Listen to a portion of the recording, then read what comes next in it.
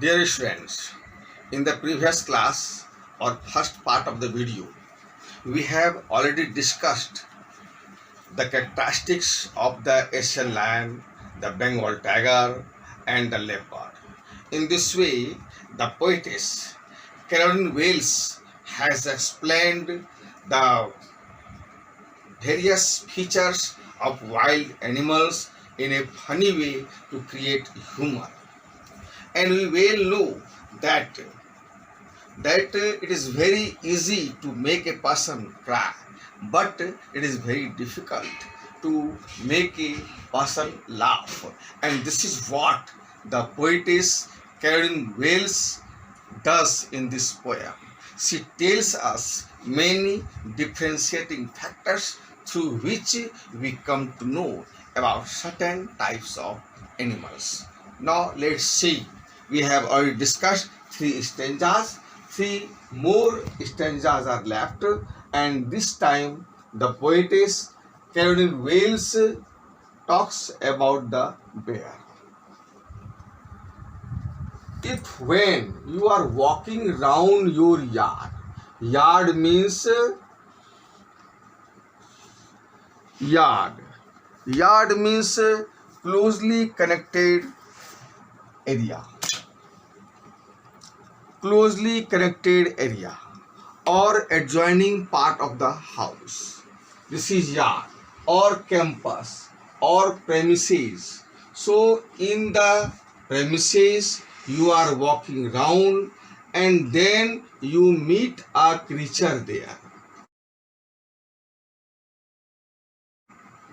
Which type of creature you meet? Who hugs you very, very hard.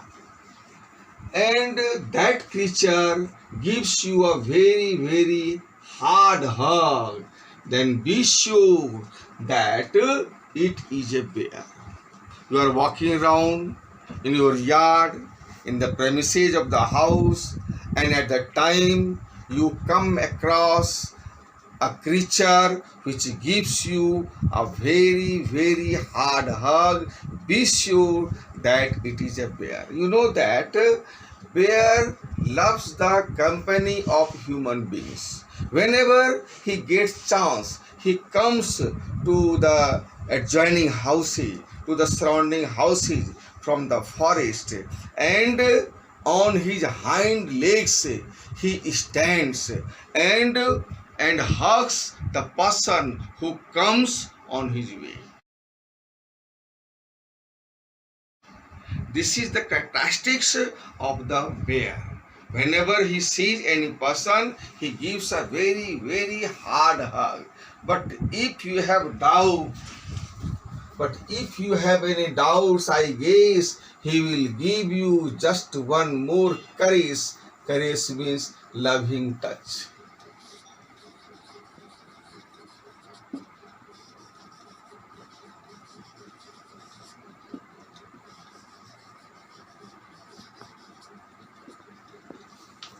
You are walking around your yard, your adjoining part of the house, your campus, and one creature comes and gives very, very hard hug because he loves the company of human beings. In the bear, we see the human form. He looks like a human body when he stands on his hind legs and comes towards you. But if you have any doubts, just allow him to give one more caress, one more loving touch, one more hug. But there is risk there. And this is how the poetess gives us many risky ways to identify different types of wild animals. What is the risk? If he gives another hug, hard hug, it may take your life. But you have the one advantage that you know the certain characteristics of wild animals. What will happen? It will cost your life. But you know that without any cost, nothing comes. Nothing comes without any cost. So you know about the characteristics of bear and you sacrifice your life. What do you repent? Even at the death time, you know about bear. This is how, in a funny and humorous way, the poetess Caroline Wells gives certain types of characteristics or features of many types of animals, and this is the characteristic of a bear, that he gives very hard hug. Clear? Now see the poetry device.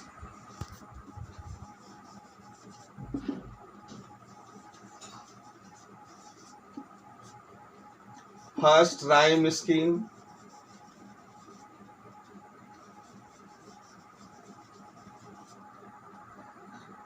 Rhyme scheme, musical similarity at the end of lines in a word. First sound A, second sound B. Yard rhymes with hard, once again A. There rhymes with bear, so what? B. There B, bear B. Guess different sound, C. Courage different sound, C. Once again A, B, C, C.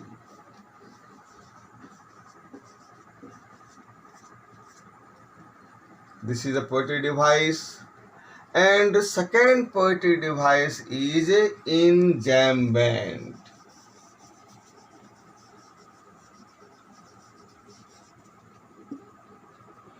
What is enjambment? When any sentence, this sentence, I have given here a sound. When any sentence continues to the next line without any punctuation mark, here you don't find any punctuation mark. Here you find the punctuation mark, then you stop here.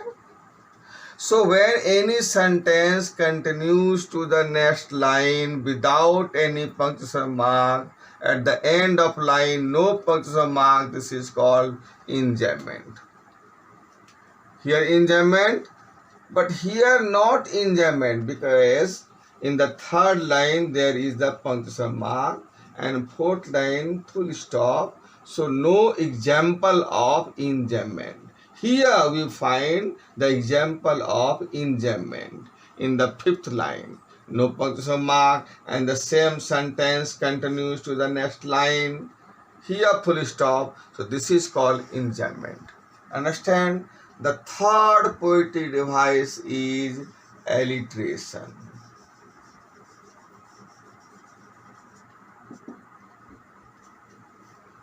What is alliteration? The repetition of a consonant sound at the beginning of words in closely connected words or adjoining words. The repetition of consonant sound in closely connected words or adjoining words. See here, your yard, your yard. Repetition of consonant sound at the beginning of word, your yard, or adjoining. These are the closely connected words, closely connected, your then yard, closely connected. And I told you that repetition of the consonant sound in closely connected words or adjoining words. Here you find adjoining words, surrounding words. So here Y, adjoining words, Y, closely connected words. So this is the alliteration. Okay. Or any example of alliteration you find, you try to look for. Yes. Who has? But one question rises that W here and here H, but W is not pronounced. What is pronounced? H pronounced. Who? H pronounces. Has? H pronounces. So this is also the example of alliteration. W is silent. What is accent? H. Who? Hugs. H. H. Okay. Alliteration. Any more example of alliteration? Yes, here in the adjoining words, not in the closely connected words, but in adjoining words. B. Alliteration of consonant sound at the beginning of words. B. Okay. Now enough. Now four poetic devices assonance. What is assonance? The repetition of vowel sound. It means the prominence of vowel sound. The prominence of vowel sound throughout the line. Prominence of vowel sound throughout the line. See here, prominence of vowel sound. Yes, here, meet, creature, there. Vowel sound, creature, there. Prominence of vowels sound.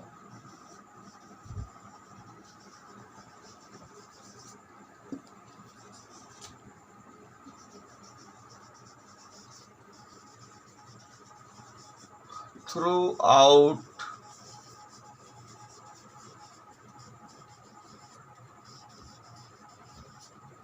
the line. Now any more poetic device? Any more poetic device? Yes, repetition.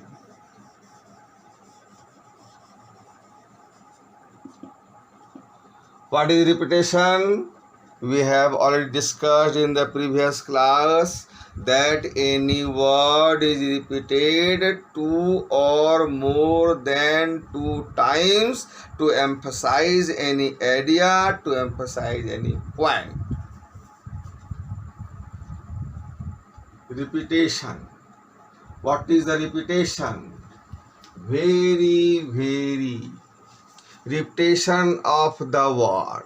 This word is repeated two times to emphasize the idea that the hug is very hard. What is very hard? Hug. How hard? Very hard. So this is the repetition. Now any more poetic device? Irony.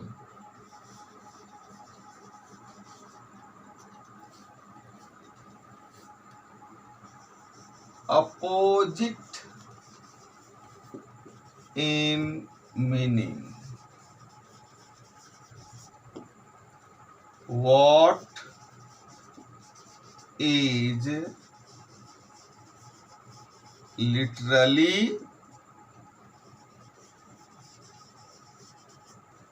written? Literally means written by the letter. Word written. Okay. Hug. We generally know that hug. Any friend meets a person, then he gives the hug. Hug is full of love. What is hug? Full of love. We give a hug. We embrace each other. But here the hug is very hard. And hug is so hard that it takes the life of that person. So this is irony, a positive meaning. Hug should be very soft, but here the hug is very hard. So this is the irony. So the poetess Karen Wells gives some humorous examples to identify certain types of animals, but here we find satire also. Taunt also. What is taunt? That many times friends come and give us the hug, but his intention is bad. His wicked nature is hidden, but he shows what? Love. A person comes in the guise of a friend and gives you a hug, and when you meet him, then he takes the knife from his pocket and pierces the knife on the back. So this is what? Betray. and this is the cheating, and he wants to kill you. So the poet makes us aware of such types of person. This is satire also. So in these lines, in this stanza, we find humor as well as satire. The poet warns us not to be very friendly with such type of person. We must know about his real nature. What is his real intention? Okay. Now see the second stanza. It means fifth stanza. Fifth stanza. Now take the screenshot. I will rub it out. Okay.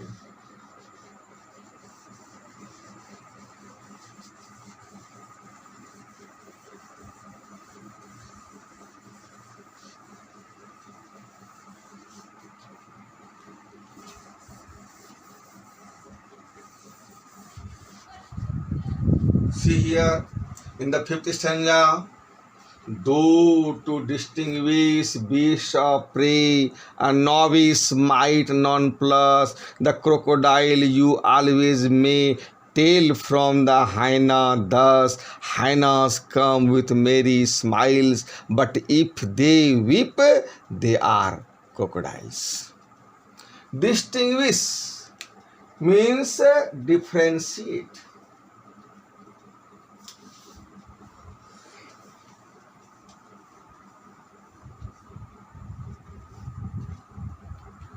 Distinguish means differentiate.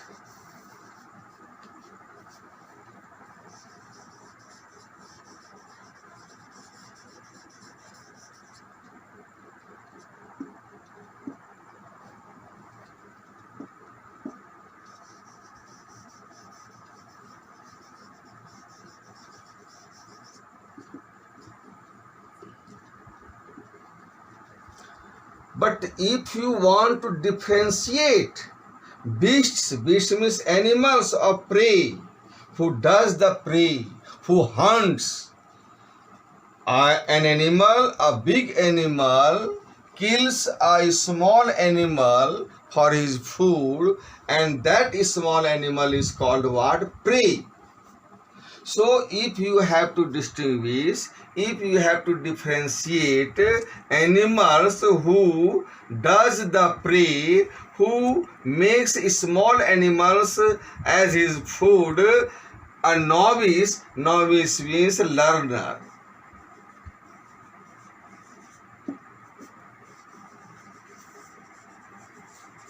A learner might nonplus. Nonplus means confuse.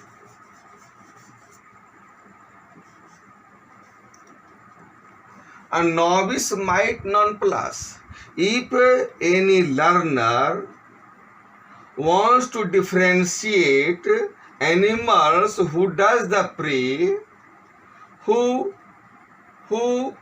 kills the small animals for his food, a learner might be confused.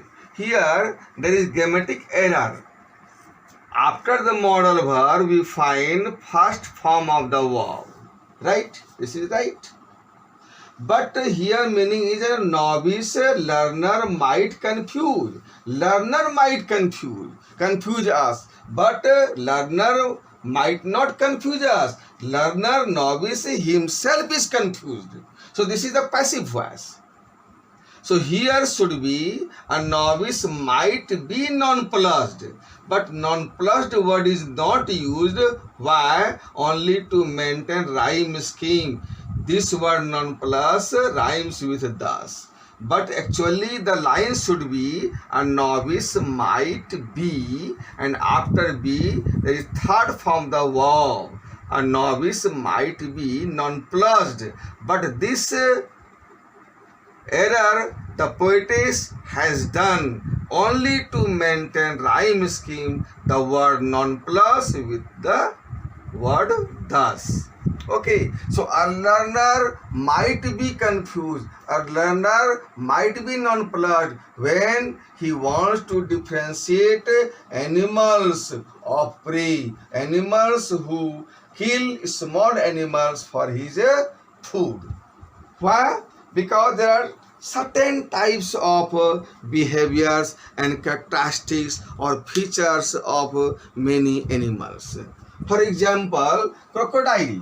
If any crocodile his prey, kills his prey, then he sheds tears. Suppose that where does the crocodile live? A crocodile lives in the river, and any person sees a crocodile weeping, and that person feels that this animal, this crocodile, is in trouble, is in pain, and he comes closer and closer to the crocodile. And when he comes very close to the crocodile catches him and drags in the water and kills him. And we know very well that crocodile is most powerful creature in the water.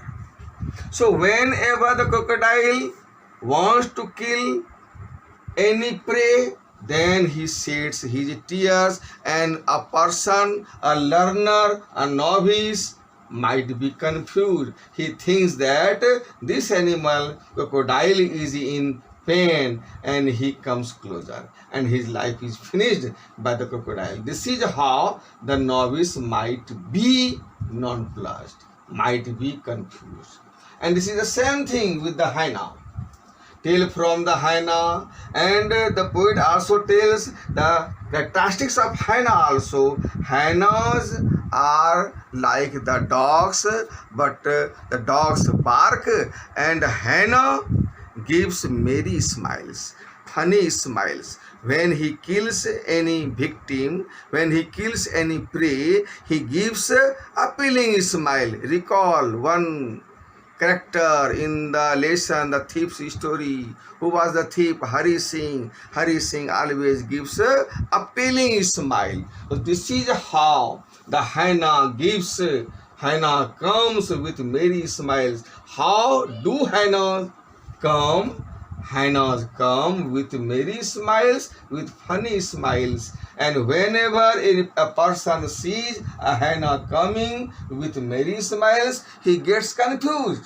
He thinks that this animal knows me very well, and he wants to develop friendship with me, and that person also come very closer and closer to the hyena, and this is what the hyena wants. What does he want? He gives his merry smiles, happy smiles, and he wants to show his friendly attitude toward the person who is coming towards him, and the hyena catch him and takes his life. So in this way, a novice, a learner, because he doesn't know well the characteristics of the crocodile or the hyena, and he is confused and killed, sometimes by the crocodile by his false tears, and sometimes by the hyena by his merry smiles. He is confused. But if they weep, if any crocodile weep, be sure that they are crocodiles. This is how the poetess Caroline Wells gives the various types of features of various types of animals. The poem is humorous also, as well as what? Educative and satirical also. In what sense satirical? Satire, taunt, that we must be aware of that type of person who behaves like crocodile. Many times you must have seen that a person comes and weeps that I have fallen in trouble, I am in pain, please help me, give me 5,000 rupees. In 5 days I will return those money back, but 5 days never come. And this is how the person who has helped him by giving 5,000, he is cheated. So here the poetess makes us aware, be careful of those person who shed crocodile tears, who shed horse tears. And the poet also makes us aware of those persons who come with merry smiles, with happy smiles, and in the back, that person tries to cheat us. Okay, so we must be careful about those persons who shed false tears and who always give a appealing smile, because in the appealing smile he wants to trap such type of persons who are innocent. Innocent persons are always trapped by these crafty persons like crocodile and the hyenas. See here the poetry device.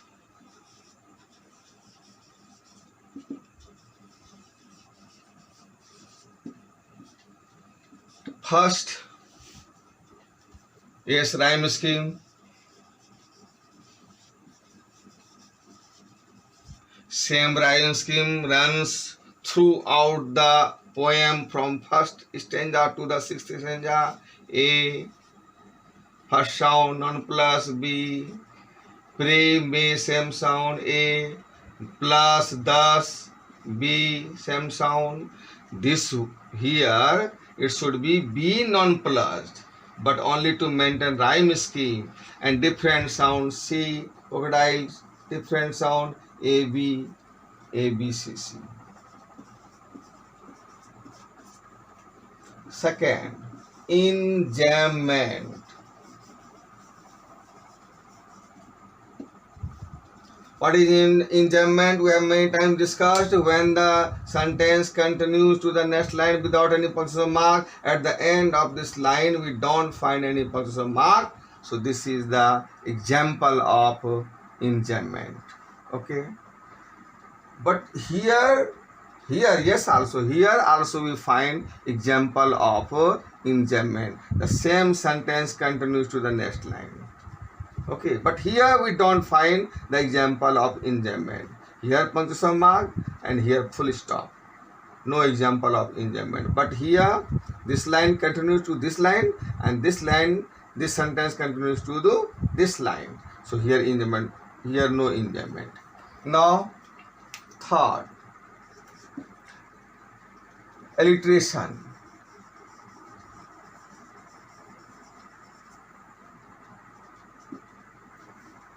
The repetition of the same consonant sound at the beginning of words, at the beginning of closely connected words or adjoining words.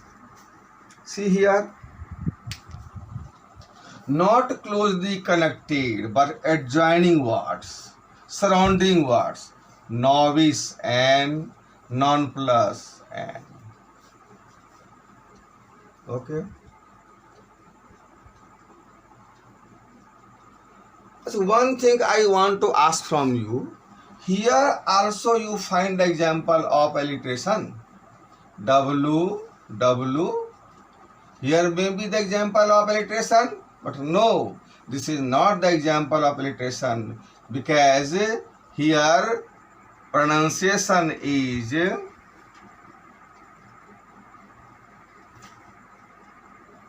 when. Yes, when, W, walking. Yes, this also example of alliteration.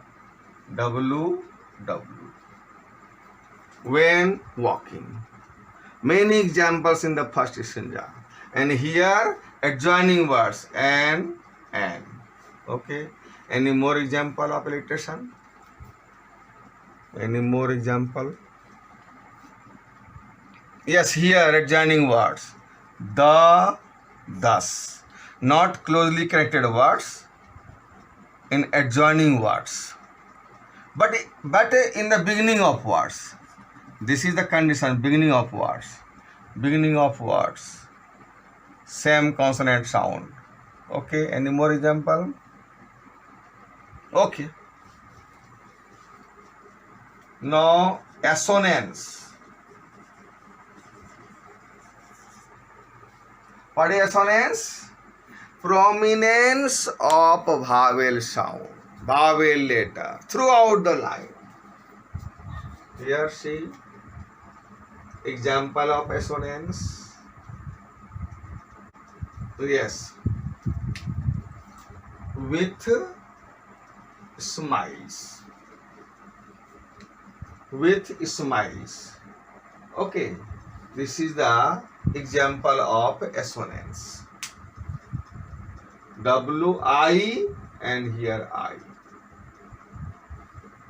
Now let's see the third stanza. Third stanza.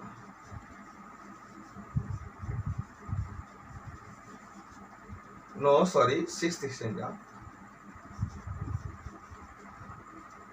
Fourth, fifth and sixth. Three we have already discussed. In the last stanza, the poetess Karen Wells talks about chameleon. A true type of chameleon is small. True chameleon is very small, and he belongs to the species of lizard. But there is difference between chameleon and lizard. Lizard lives in the house, but chameleon lives on the trees. But similarity between the chameleon and the lizard is that both of them are small. Chameleon is also small, and lizard you must have seen in your house is small. Similarity, but they live. This lives on the tree and this lives in the house.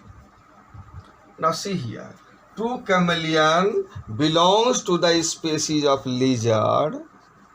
True chameleon hasn't any ears at all. True chameleon has no ears, so he is unable to hear anything. Chameleon is unable to hear anything. If he is on the branch of the tree, he can't feel the danger which is coming towards him. He can't feel because he has not the ears.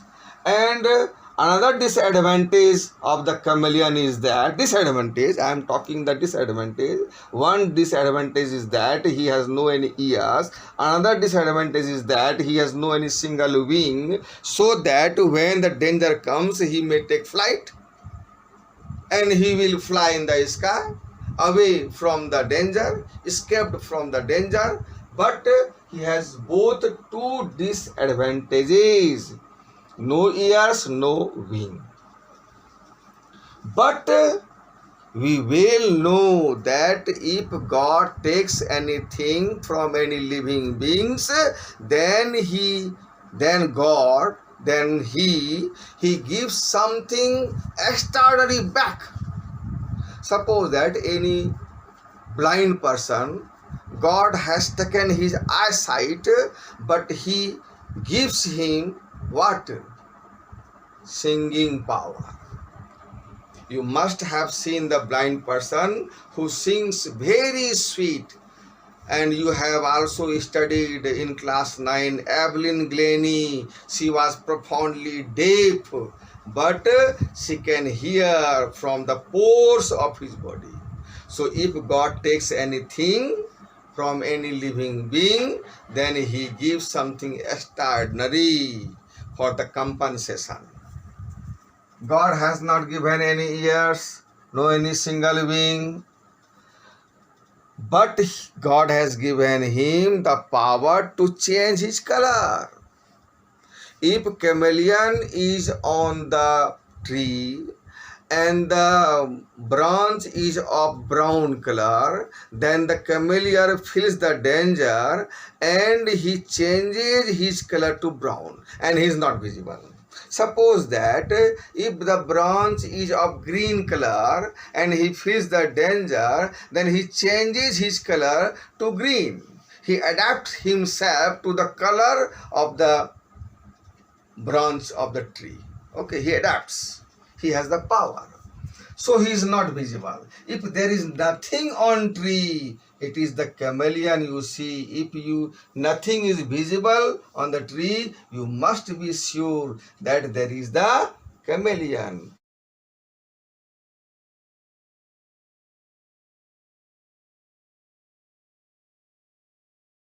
So here is also one advice by the poetess telling whales that if you don't find any danger surrounding you, even though you have to be careful that in the air, in the environment, there is no danger, but there must be virus like corona.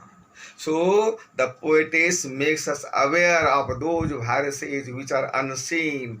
Coronavirus is unseen, so we must be aware. So this poem is what? Humorous and satirical also, and educative also. See here the poetic device. Once again, same poetic rhyme scheme. Rhyme scheme same. A, B, A, small, all, thing, B, wing, different sound, C, C. And here we don't find any example of enjambment, because here we find at the end of the line comma, punctuation mark, again punctuation mark. Same sentence doesn't continue to the next line. Here we find punctuation mark, here also punctuation mark, here punctuation mark, here punctuation mark, here also punctuation mark. So no any example of what? No any example of what? Enjambment. Then alliteration.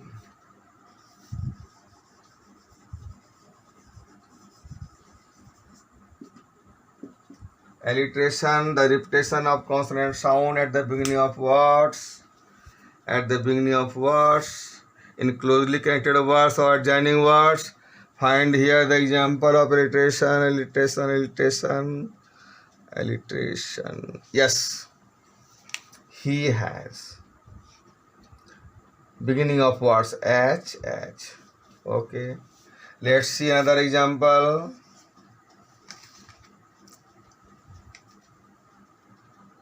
Let's see another example.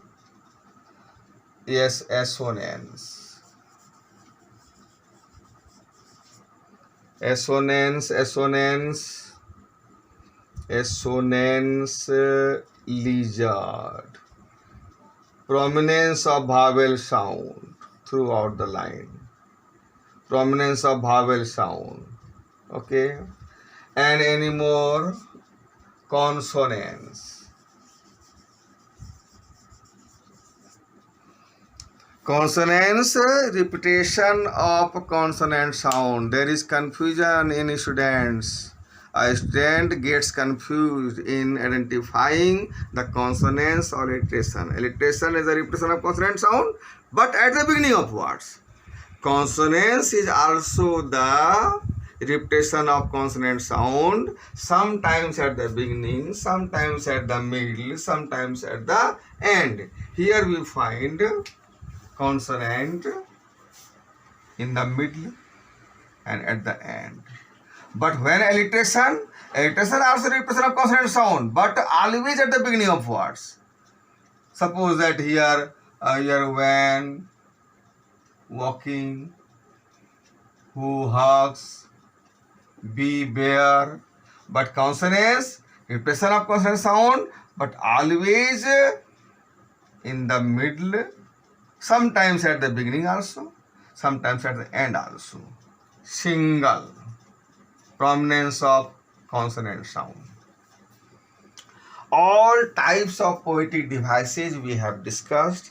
So in the end we find that on the whole we find that in toto we find that the poem is full of humorous examples, and through his humor the poetess makes us aware of the various characteristics of wild animals, and the poet also gives us some lessons also, so that we may not fall in any dangerous situation. Overall, the poem is very educative. That's all. Thank you. But one more thing, you have to write the answers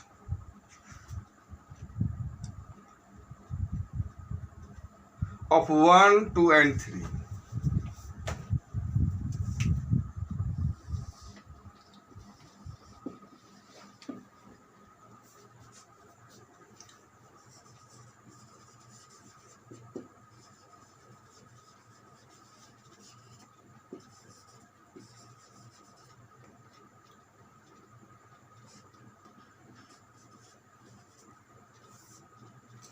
That's all. Thank you.